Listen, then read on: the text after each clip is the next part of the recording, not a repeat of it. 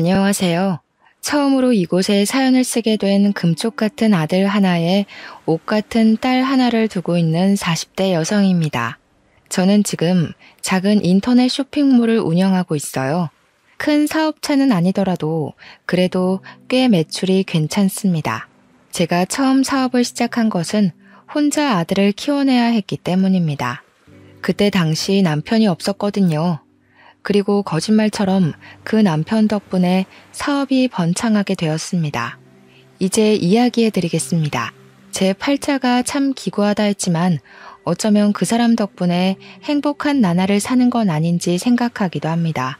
남편을 처음 만난 것은 제 대학 동창회 주선으로 만난 소개팅이었어요. 둘은 같은 직장 선후배 사이였거든요.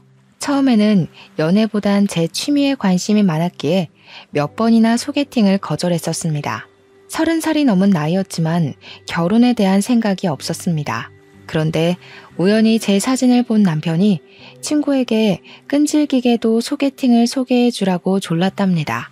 저는 그냥 나와서 차 한 잔, 밥 한 번 이렇게 말하는 친구의 요구를 거절할 수가 없었습니다. 정말 소개팅에 의욕이 없었지만 친구의 면도 있고 화장도 예쁘게 하고 치마도 예쁘게 차려입고 소개팅 장소에 나가게 되었죠. 그도 정말 만반의 준비를 하고 나왔는지 세미정장에 머리까지 야무지게 넘겨 세팅을 하고 왔더라고요.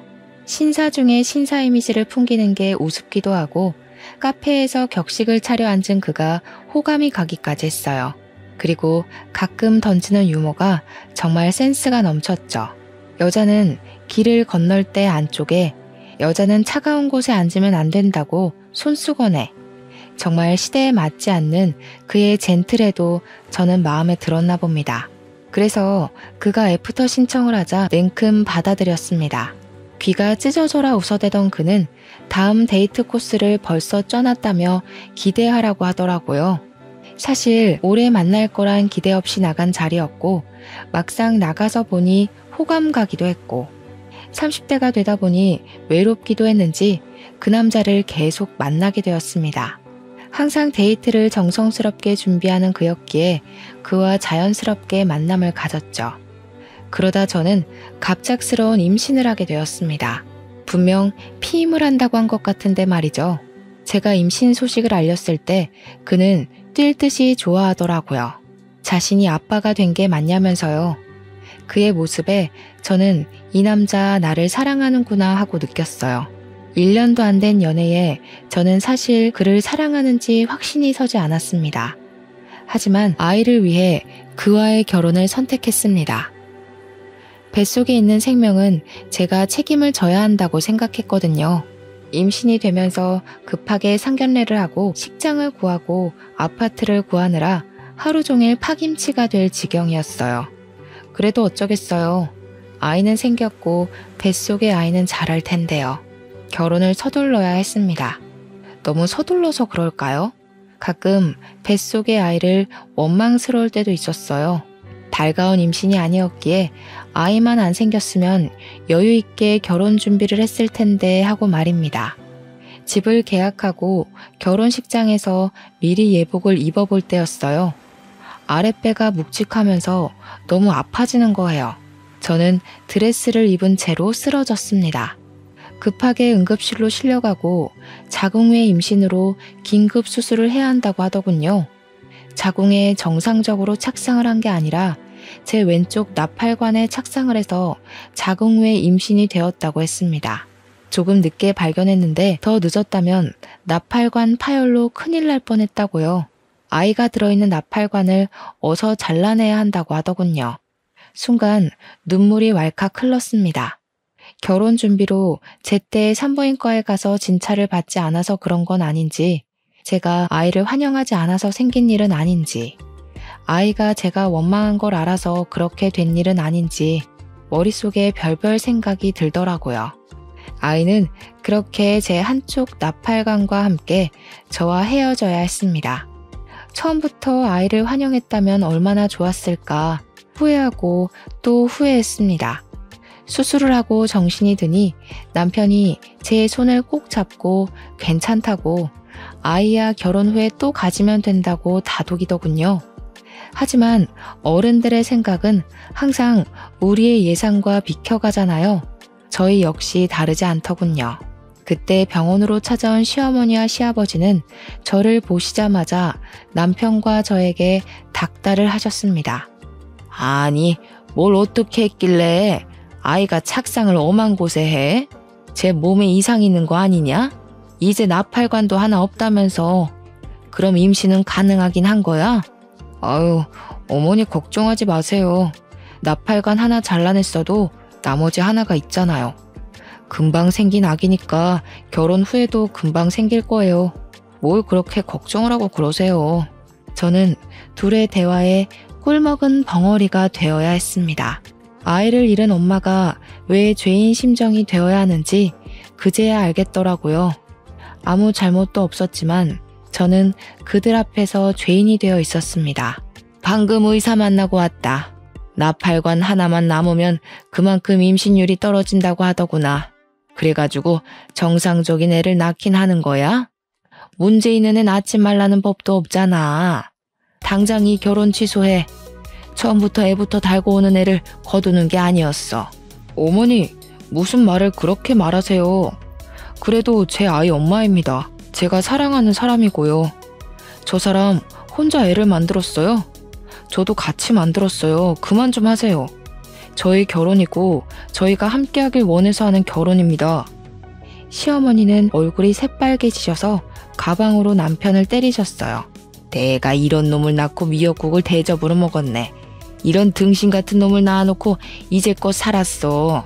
지 엄마는 안중에도 없고 지 옆에 내 편만 들어 아주. 시어머니는 화가 머리끝까지 화가 나셔서 시아버지와 함께 병원에서 나가셨습니다. 남편은 제 어깨를 토닥이며 미안하다고 하더군요. 남편은 손이 귀한 집의 5대 독자였습니다. 그래서 아이를 가지면서 시부모님께서 저희 결혼을 흔쾌히 받아들이셨던 것이었습니다. 그런 귀한 집의 손주이니 아쉬워서 저러시나 보다 이해하고 이해하려고 노력했어요. 남편은 병원에 있는 동안 정말 저를 지극정성으로 돌봤어요. 병원에서 출근하고 병원으로 퇴근하고 그 모습이 너무 고마웠어요. 아이를 잃었지만 전 남편을 얻었구나 생각했거든요. 그만큼 남편의 결혼 의지가 대단했고 시부모님의 반대에도 남편의 적극적인 결혼 진행으로 인해 무사히 결혼식을 올리게 되었습니다. 하지만 저의 10월대는 남편이 막아주지 못하더군요. 시어머니의 진노에 당연히 찾아올 거라고 예상은 했지만 시어머니의 임신 요구는 점점 심해지셨습니다. 전화를 하셔서 생리 주기부터 관계 빈도수까지 묻기 시작했습니다. 저는 엄청난 스트레스를 받기 시작했어요. 그리고 결혼 달수가 지날수록 시어머니의 저를 향한 비난이 시작되었습니다. 애초에 몸에 문제가 있는 애를 들이는 거 아니라고 했지? 거 봐라. 결혼한 지 반년이 다 되어가도 애가 생기니? 어디 생길 기미도 안 보이는데. 어머니, 이제 겨우 반년이에요.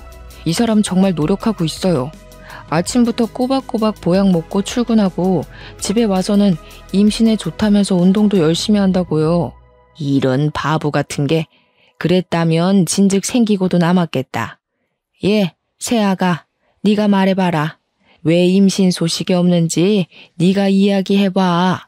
저는 어깨를 움찔거리며 어머니를 쳐다보다가 고개를 내리깔았습니다. 당장 너 그 일부터 그만두고 병원부터 다녀라. 나이가 30대 중반이면 이제 노산이다. 지금 아니면 임신도 못해. 알겠니? 애를 만들어서 일을 하든 애를 낳아놓고 일을 하든 그때 가서 해라. 알겠냐? 저는 작게 네라고 대답을 할 뿐이었습니다. 35살이 지나면 노산이라는 말은 들어봤습니다. 전 아직 30대 초반이었지만 어머님 말대로 이 시기가 지나면 임신이 어려울 수도 있다는 생각을 하게 되었습니다. 일단 저는 나팔관 하나가 없었으니까요. 그만큼 랜덤으로 임신 확률이 떨어지는 거니까요. 지금 생각하면 애를 못 낳는다고 뭘 그렇게 쥐잡혀 쭈그려져 살았는지 조금 더 당당하면 좋았을 걸 하는 생각이 듭니다. 남편을 소개해준 제 친구에게 이런저런 속풀이를 하며 저를 달래었습니다.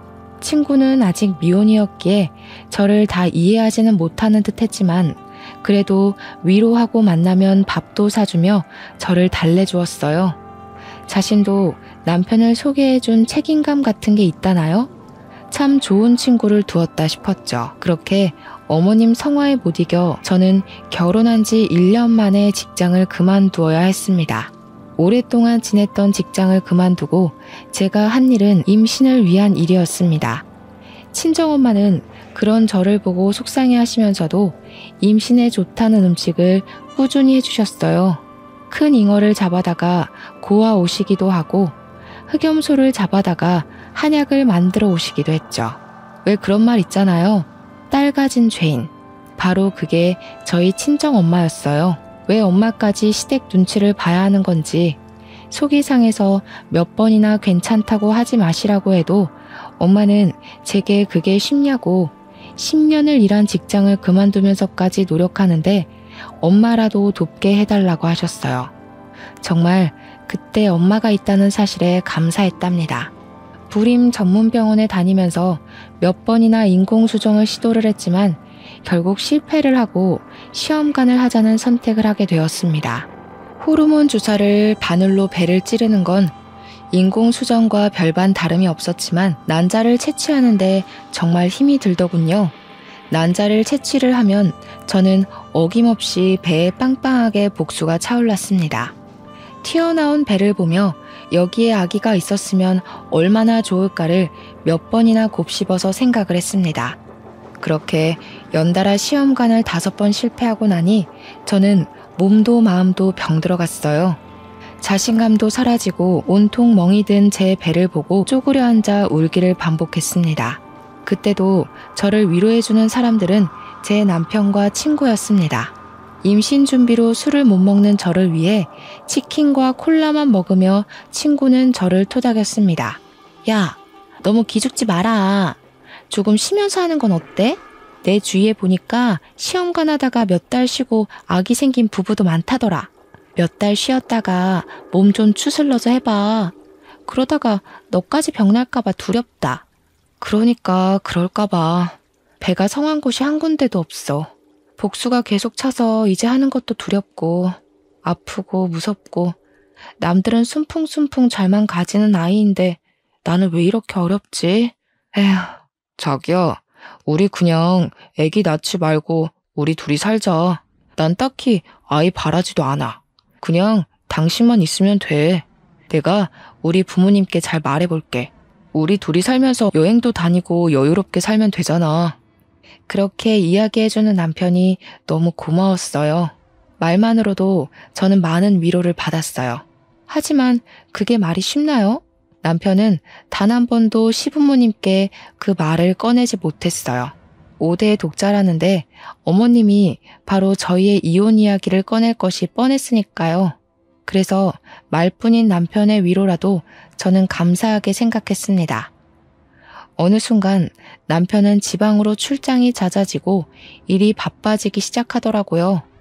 한 달에 1번에서 2번 정도는 꼭 지방으로 출장이나 회사에서 밤을 새우는 남편이 걱정되었습니다. 같은 회사를 다니는 친구에게 물어보니 요즘 회사가 한창 바쁘다고 하더라고요. 저는 그를 위해 몸에 좋다는 음식을 해먹였습니다.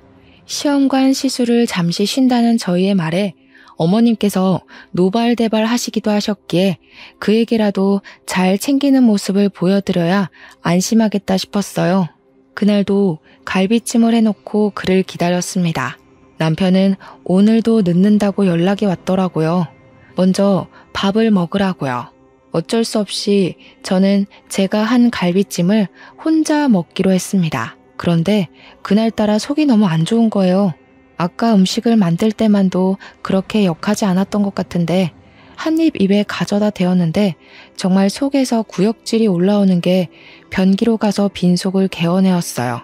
속도 울렁거리고 메스거리는 게 딱 첫 아이 가졌을 때랑 너무 비슷했습니다.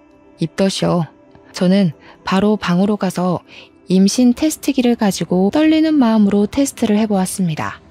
그 순간이 얼마나 조마조마하던지 두 손을 꽉 쥐고 두 줄이 뜨기를 잠시 정말 희미하게 보일랑말랑 두 줄이 보이는 게 아니겠어요? 하늘을 날아갈 것 같았습니다. 그렇게 기다리고 기다렸던 아이였으니까요. 그래도 그날은 아무에게도 말을 못하겠더라고요. 불면 날아갈라, 혹시라도 좋아하다가 아이가 달아날라, 꼭 배를 끌어안고 잠이 들어서야 남편이 들어온 걸 알았습니다.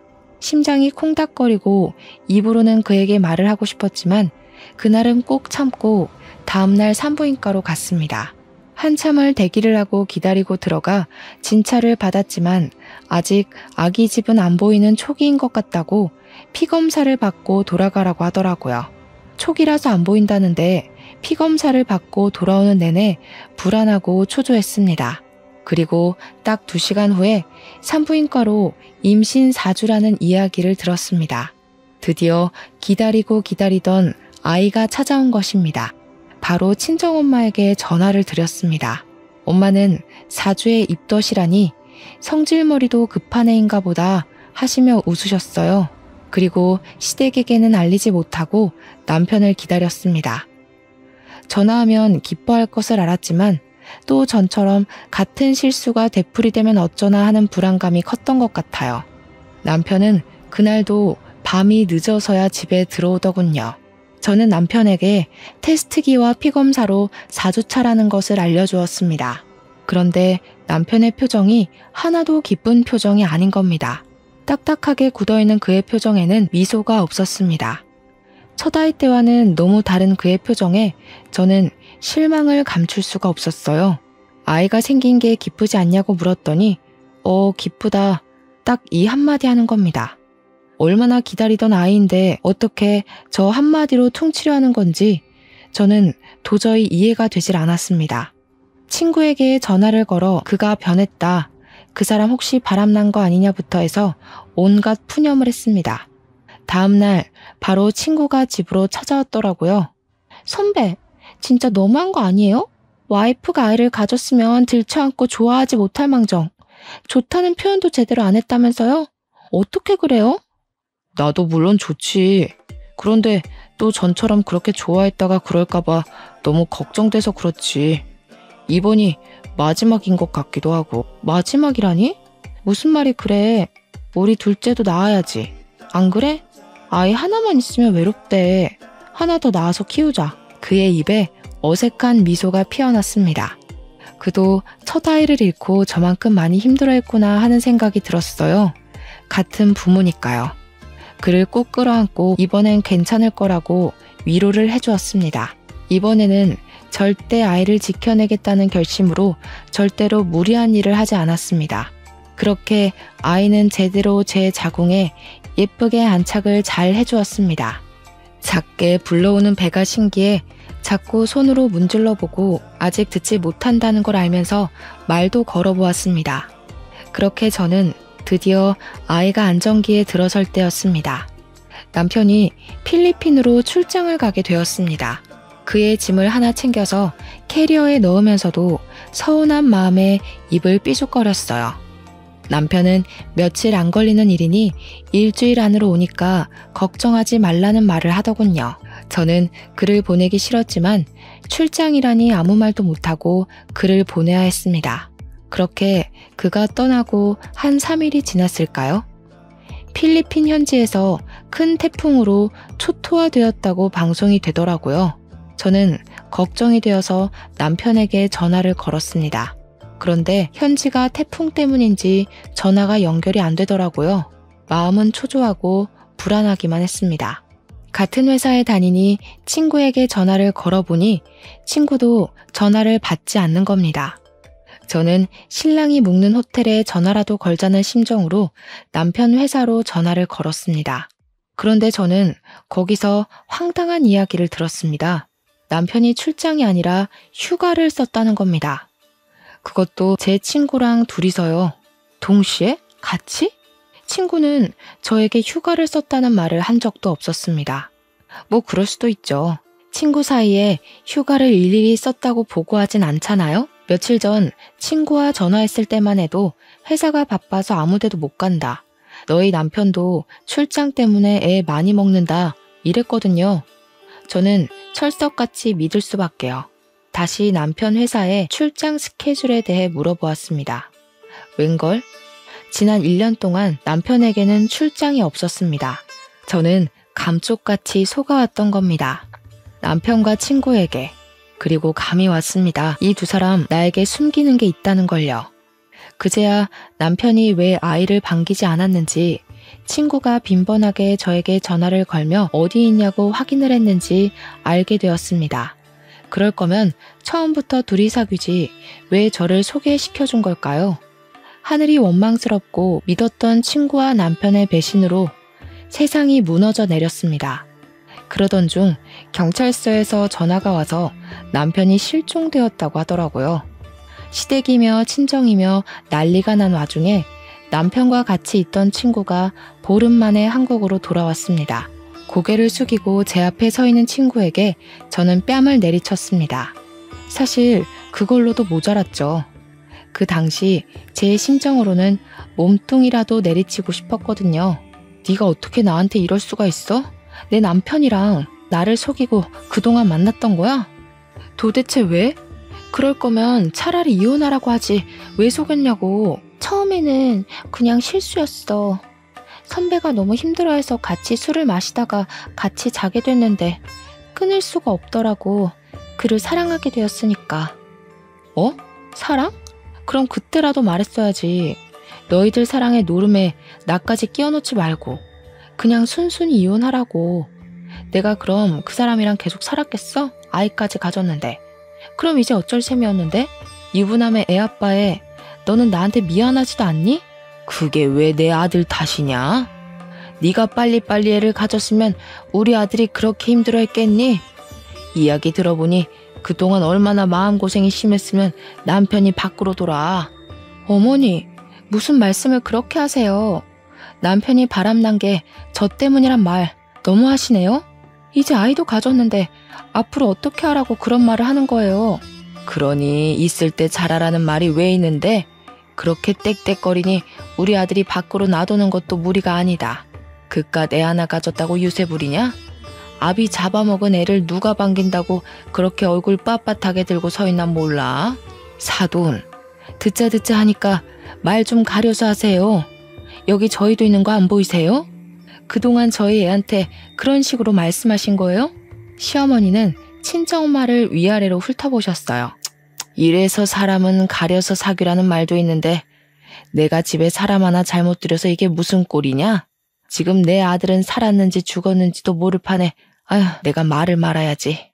시어머니는 획 돌아서 가버리셨어요. 아무리 아들이 사라졌다지만 시어머니의 냉정함에 혀를 내둘렀어요. 어떻게 저렇게 태연하게 계실 수가 있는 건지, 혹시 남편은 주워온 아이가 아닌지 의심까지 들 정도였어요. 저는 배를 끌어안고 울고 또 울었어요. 갑자기 남편도 사라졌는데 아이 또한 아빠가 사라졌으니까요. 제대로 사랑 한번 못 받아본 아이가 가여웠어요. 돌아온다고 해도 바로 이혼을 할 생각이었으니까요. 그래도 이렇게 손 놓고 있을 수만은 없었습니다. 아이의 아빠니 일단 찾아놓고 죽이던지 살리던지 머리를 죄다 뽑아놓든지 하자고 생각하고 여기저기 전화를 돌리면서 남편을 수소문하기 시작했어요. 도움이 될까 싶어 교포 사이트에 들어가서 태풍 현지 소식도 보기도 했는데 워낙 큰 관광지라서 누가 사라져도 모를 정도더군요. 도저히 한국에서는 찾을 방법이 없을 것 같아 제가 직접 필리핀으로 가봐야겠다고 생각했습니다. 친정에서는 홀몸으로 어디 가냐고 저를 말리시더라고요. 이제 겨우 안정기를 지났는데 위험하다고요. 저 대신 친정아버지가 필리핀에 가서 알아보신다고 필리핀으로 이사 가시고 저는 집에서 엄마와 함께 지내게 되었습니다. 그런데 황당한 건 시부모님은 남편을 찾을 생각조차 안 하는 겁니다. 손 놓고 아무것도 안 하시고 궁금해하지도 않는 겁니다. 5대 독자가 귀환해 남의 집 대를 끊어놓네 마네하며 구박하실 때는 언제고 막상 아들이 실종됐는데 찾지를 않는다는 게 이해도 안 됐지만 남은 정마저 끊어놓은 사건이 일어나게 되었어요. 친정엄마와 있는 저희 집으로 시부모님께서 찾아오셔서 남편 사망보험금 수익자를 바꿔놓으라는 겁니다. 너희 남편 사망보험금 알지? 왜 결혼할 때 너희들 보험 들었잖아. 그거 수익자 이전 좀 하자. 우리 앞으로 돌려놓으렴. 네? 지금 무슨 말씀이세요? 그거 실비랑 사망보험금 얼마 나오지도 않았어요. 그런데 갑자기 수익자는 왜 바꾸자는 거예요? 왜 너희 다른 보험도 따로 들어놓은 것도 있잖아. 그것은 왜 빼냐? 그것도 있잖아. 전 말이 꽉 막혔어요. 생각하고 있지도 않은 보험까지 들먹거리며 저를 압박하는 게 이상했어요. 일단 당사자는 살았는지 죽었는지 모르는 상태인데 말이죠. 어머니, 지금 무슨 말씀하시는지 모르겠어요. 지금 그 사람이 죽었다고 생각하시는 거예요? 아직 그 사람 머리카락 한 올이라도 나왔어요. 그런데 왜 그 사람 죽은 사람 취급하세요? 너무하다고 생각하지 않으세요? 아무리 아들한테 정이 없어도 찾는 신용이라도 하시고 보험을 이야기하세요. 그리고 보험금 나와도 우리 아이 거예요. 그러니까 다시는 보험금 이야기도 꺼내지 마세요. 아이고, 저 도끼 눈 뜬 것 좀 봐라. 내 아들 죽여놓고 나도 죽일 셈인가 보네. 내가 내 돈으로 일평생 키워놓은 자식 죽은 돈 좀 받겠다는데 그게 이렇게 취급받을 일이냐? 아무리 배운 것이 없다지만 내가 아들 키워놓고 이런 취급받으려고. 아이고, 죽은 놈만 불쌍하지. 저는 시부모님의 등을 떠밀다시피 하면서 현관문 밖으로 밀어넣었습니다. 아무리 아들이 죽으면 남이라지만 어떻게 이럴 수가 있을까요? 몇 달 동안 남편은 소식도 없는데 부모들은 아들 사망보험금에만 관심을 가지다니요. 배는 점점 불러오고 산달이 되자 친정아버지가 이제는 남편의 장례를 치르자고 하더라고요. 아이가 태어나기 전에 하자고, 태어난 후에는 아이한테 안 좋을 수도 있으니 그 전에 하자고 하셨어요. 실종 상태라서 사망신고는 안 되어도 장례를 치를 수 있다면서요. 그만 보내주자는 말에 울고 또 울었습니다. 그렇게 저희는 시체 없는 장례를 치르고 빈 유골함을 납골 땅에 봉헌했습니다. 그런데 그날에도 시댁에서는 코빼기도 안 비치더라고요. 아들은 안중에도 없고 보험금만 이야기만 하시는 게 원망스럽기까지 했어요. 장례를 치르고 나니 이제 정말 그 사람은 저의 마음속에서도 죽은 사람이 되었습니다. 그래서 보험도 정할 겸 보험사에 문의를 했습니다. 보험사에서는 실종 5년이 되면 받을 수 있다고 말하더군요. 저는 수해 피해자들은 특별 실종으로 간주되지 않느냐고 물었습니다. 그럼 1년이 지나면 사망으로 인정해준다고 들었거든요. 일단 남편은 태풍으로 실종된 상태였으니까요. 실종 당시 비슷한 사람이 발견되어서 실종 5년이 있어야 한다는 겁니다. 비슷한 사람? 이라는 말에 저는 아직 남편이 못 돌아오고 있는 것은 아닌지 의심이 들었습니다. 현지에서 발이 묶여 있을지도 모른다는 생각이 들었거든요. 하지만 적극적으로 찾는 것을 그만두었습니다. 시댁이나 남편이나 이제 돌아와도 정남이가 뚝뚝 떨어져 신경 쓰고 싶지 않았거든요. 차라리 죽으면 돈이라도 받지 하는 생각이 들었습니다. 바람 피우다가 돌아온 남편 뭐가 좋다고 반기겠어요. 저는 아이를 혼자 낳아 기르게 되었습니다.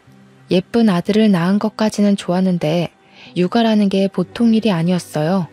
결국 저는 집을 내놓고 친정으로 들어가서 살게 되었어요. 일을 하면서 아이를 돌볼 수가 없었거든요. 그러면서 아이를 돌보면서 할 수 있는 일을 찾아보게 되었습니다. 인스타에서 아이들의 용품을 올리면서 파는 지인을 보게 되어 저도 같은 일을 하게 되었습니다. 그런데 벌이가 변변치가 않더군요. 아이는 자라고 돈 들어갈 때는 많아지는데 어떻게 할 수가 없으니 저는 자연스럽게 친정의 애를 맡기면서 다른 일을 병행했습니다. 낮에는 인스타 상품을 올리고 포장하고 배송하고 저녁에는 갈비집에 불판을 닦는 일을 했어요. 그런데 그곳에서 열심히 불판을 닦는데 누가 저를 알아보더라고요. 얼굴을 들어보니까 제가 아이들 운동화를 떼어다 파는 도매집 사장님이셨어요. 그는 왜 여기서 일을 하냐고 묻더라고요. 그는 워낙 서글서글한 사람이라서 그간 사정을 말을 했습니다. 그 뒤로 제가 짠해 보였는지 도배집을 들릴 때마다 아들 주라고 과자나 장난감을 쥐어주는 거예요. 아들이라도 데리고 가는 날이면 아들이 예뻐 죽겠다고 난리가 났습니다. 참 애들을 좋아하는 사람이라고 생각했는데 그가 저에게 데이트 신청을 하더라고요. 관심이 있다면서요. 하지만 전 그의 말을 거절했어요. 어쩌면 정말 남편이 살아있다면 이건 불륜이었고 그때 저는 연애할 틈이 나질 않았거든요. 그래도 그는 저를 찾아오며 가며 저와 아들을 알뜰살뜰 보살피더라고요. 기다린다면서 남편이 돌아와도 이혼이라는 걸 그는 알았으니까요. 참 듬직한 남자였어요. 그렇게 남편이 실종되고 5년이라는 시간이 후딱 흘러가더라고요. 저는 생각도 못하고 있었는데 경찰에서 전화가 왔어요. 사건 종결할 테니 남편 사망 처리하라고 하더군요. 귀찮은 말투에 해외 사건이니 이런 건 찾기 불가능이라고 툭 던지는 말투에 깊은 숨을 내쉬었습니다. 살아있으면 진작 왔을 시간이니 그의 사망 신고를 하고 저는 보험금이라도 위자료로 받아야겠다 생각했습니다. 그렇게 보험사로 가서 보험 문의를 하니 보험금이 제가 예상한 2억 5천이 아닌 7억이었습니다. 뭐가 이렇게 많나 봤더니 남편이 다른 보험 하나를 따로 들어놓고 불륜 여행 주제에 여행 보험까지 들어놓고 갔더군요. 참 기가 막히죠. 그래도 저는 그 돈을 감사히 받았습니다. 아들 잘 키우라고 돈은 넉넉하게 남겨뒀네 생각했습니다. 그리고 그 돈을 가지고 인스타의 작은 쇼핑몰이 아닌 인터넷의 쇼핑몰을 차렸습니다. 본격적으로 일을 시작하니 인스타에서 입소문이 크게 나면서 대박을 터뜨렸습니다. 드디어 숨이 트이는구나 싶었어요. 죽은 남편 덕이라고 생각했죠. 양심은 있구나 하고요. 그리고 거래처 사장이었던 그가 저에게 청혼을 했습니다. 남편도 사망 신고도 했고 사업도 자리 잡혔으니 자신을 받아주라고요. 5년 동안 한결같은 그를 어떻게 싫다고 할까요? 저희는 바로 결혼을 했습니다. 결혼을 하기 전까지 저는 그가 부자라는 사실을 몰랐습니다. 그는 이미 빌딩 몇 개를 소유할 정도로 그 지역에서는 유명한 재력가였더라고요. 왜 말 안 했냐 물어보니 악바리같이 버텨내는 저를 보고 나 돈 많으니 나한테 기대라는 말을 못했다네요. 재수없어 보일까봐 그때 당시 저는 그에게 곁을 내주지 않았었으니까요. 참 섬세하고 따뜻한 사람이었어요. 축복은 연달아 생겨온다고 하잖아요. 그 축복이 저에게 또 찾아왔어요. 그와 결혼한 지 몇 달 되지 않아 저는 둘째를 가지게 되었습니다. 그렇게 그 전에 바라던 임신이 그를 만나고는 순식간에 이루어지다니 그를 만난 것이 저에게 축복이자 선물 같았습니다. 그는 드디어 아들에게 동생이 생겼다고 얼마나 좋아하던지 그 모습에 또 감동을 했습니다. 그렇게 행복한 시간을 보내고 있는데 갑자기 누군가 현관문을 두드리며 초인종을 신경질적으로 눌러대는 겁니다. 제가 나가보니 전 시부모님이었습니다. 정확히는 실종된 남편의 부모님이죠. 그리고 그 옆으로 제 남편과 불륜을 저지른 친구가 있는 겁니다. 왜 찾아왔냐고 물어보니 전 남편의 사망보험금을 내놓으라는 겁니다. 네가 우리 아들 보험금 받아갔냐? 어디서 베어먹지 않은 행동이야? 응? 다른 남자랑 결혼했으면 내 아들 돈을 우리한테 줘야 하는 거 아니냐? 빨개진 어머님의 얼굴을 보고 저는 이를 꽉 깨물었어요. 그 돈은 절대 뺏길 수 없는 제 아들 돈이었습니다. 아빠에게 유일하게 받은 거니까요. 그게 왜 어머니 돈이에요?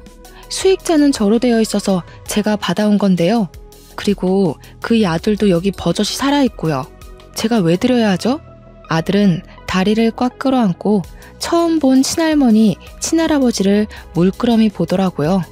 닮은 구석이 하나도 없는데 어디서 내 아들 새끼라고 말하는 거야? 다른 남자랑 생긴 아이인지 어떻게 알겠니? 남편 사망 신고하자마자 결혼해서 살면서 뭐가 잘났다고? 돈이나 내놔. 무슨 말을 그렇게 하세요? 아무리 정이 없다고 해도 어머님 손자예요. 그리고 그 돈은 절대 못 내놔요. 바람 피우다 죽어놓고서 딸랑 그거 남겨놓았는데 제가 왜 줘요? 아들은 울음을 터뜨리고 시부모님과 제 친구는 집 안으로 들어오며 물건을 집어던지기 시작하더라고요. 저는 아들을 꼭 끌어안고 버텼습니다. 퇴근하고 돌아온 남편은 두 눈을 동그랗게 뜨며 소리를 쳤습니다. 지금 뭐하는 짓들입니까? 홀몸도 아닌 사람한테 남의 집에서 뭐하는 짓이냐고요? 당장 나가세요. 당신이 지금 제 편이야? 그새 애까지 가졌어? 정말 할 짓 다 하고 사는구나. 내 아들 죽은 돈 내놔. 7억 내놓으라고. 내 아들 죽여놓고 그 돈 가지고 집 팔자 고치고 앉아있어. 불쌍한 내 아들.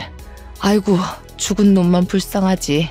시어머님이 바닥에 앉아서 통곡을 하지 친구는 어머니의 팔을 잡고 저를 노려보더라고요. 제가 시어머님을 그렇게 만든 것처럼요. 남편은 화가 났는지 바닥에 주저앉은 시어머님을 질질 끌고 현관까지 갔습니다. 7억이요? 드릴게요. 드리면 되죠? 당장 나가세요. 내 아들, 내 아내 옆에서 당장 꺼지고 다시는 앞에 나타나지 마세요. 그걸 왜 줘요? 우리 준서 돈이에요. 나중에 크면 줄 거예요. 준서는 내 아들이야. 저 사람들이랑 다시는 엮이게 두고 싶지 않아. 7억 드릴 테니까 계좌 부르세요. 그리고 다시는 내 아들, 내 아내 근처에 얼씬거리지 않는다고 맹세하세요. 시어머니는 정말 거짓말처럼 울음을 뚝 그치고 자리에서 일어나셨어요. 소매로 눈물을 콕콕 찍어내더니 남편에게 계좌번호가 적힌 쪽지를 건네주더군요. 기막히고 어이가 없는 상황에 입이 떡 벌어졌습니다. 남편이 이체된 핸드폰을 보여주니 그제야 입가에 미소를 띠고 그냥 횡하니 사라지더군요. 저는 서러움에 주저앉아 울고 말았어요. 그렇게 쉽게 주고 싶지 않았는데 실컷 골려라도 주고 싶었는데 그걸 홀라당 빼앗긴 느낌이 들었습니다. 울고 있는 저를 남편은 끌어안으며 토닥였습니다. 그만 울어. 준서가 놀라잖아. 내가 그걸 안 주면 또 찾아왔을 테고 그럼 준서가 또 놀랄 거 아니야. 내 아들이 그런 상황을 겪는 게 너무 싫어서 그랬어. 당신 뱃속에 우리 둘째도 걱정되고 내 식구니까. 그리고 우리 준서는 내 아들이잖아. 아버지로서 해야 할 일을 한 거야. 저는 고개를 끄덕이며 그를 꽉 끌어안아 주었어요. 너무 남편에게 고마웠습니다. 정말 마음으로 친자식으로 여겨주니까요. 아들에게 진정한 아빠가 생겼다고 생각했어요. 배가 불러오고 막달이 다 되어갈 때 저에게 전화가 한 통 왔습니다. 경찰서에서 전화가 왔더라고요. 보험 사기로 연루되었으니 출석하라고요.